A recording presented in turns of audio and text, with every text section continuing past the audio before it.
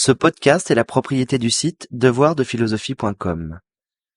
L'inconscient chez Freud. Lorsque Freud formule sa théorie majeure, celle de l'inconscient, pour la première fois, il rencontre de très vives critiques. Elle est en effet jugée doublement scandaleuse par ses pairs. Elle l'est d'une part parce que l'inconscient semble remettre en question intégralement la liberté et la maîtrise conférées à l'être humain. Ensuite, l'inconscient freudien fait la part belle à la sexualité, notamment infantile, et se heurte évidemment au tabou de la société. Même si certains philosophes, Schopenhauer notamment, avaient déjà avancé l'idée que l'esprit humain n'est pas régi intégralement par la conscience, c'est à Freud que l'on doit la première véritable conceptualisation et substantivation du terme. L'inconscient devient, avec l'Autrichien, une instance psychique à part entière.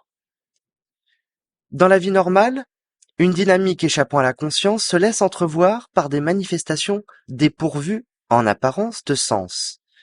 Les lapsus, les actes manqués, les fantasmes et surtout l'activité onirique. Citons Freud. Le rêve est la voie royale vers l'inconscient, nous dit l'Autrichien. L'inconscient freudien représente une zone de notre appareil psychique où sont stockés certains souvenirs, certains fantasmes et désirs inavouables. Parce que ceux-ci heurtent notre conscience, ils sont systématiquement et directement refoulés de celle-ci. Ils deviennent alors inconscients.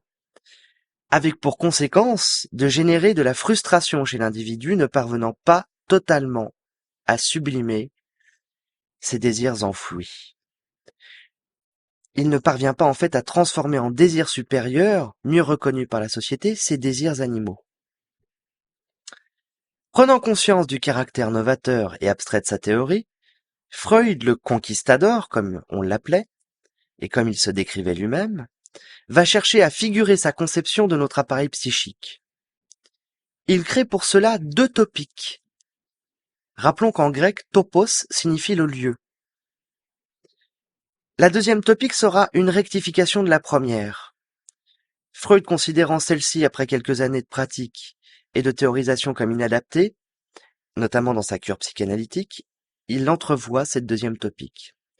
Celle-ci désigne, de manière hiérarchisée, trois instances de la vie psychique. Il y a d'abord le ça, tout en bas, qui est finalement l'énergie pulsionnelle, libidinale.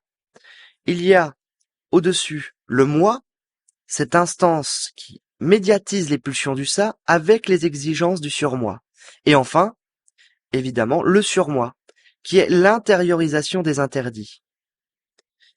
La théorie freudienne n'ira pas sans une profonde critique des institutions, de la religion et de la civilisation, que l'Autrichien ne cessera d'ailleurs d'affiner et d'intensifier jusqu'à sa mort. Pour terminer, citons Freud dans ses essais de psychanalyse et notamment ses considérations actuelles sur la guerre et la mort. Il existe infiniment plus d'hommes qui acceptent la civilisation en hypocrite que d'hommes vraiment et réellement civilisés.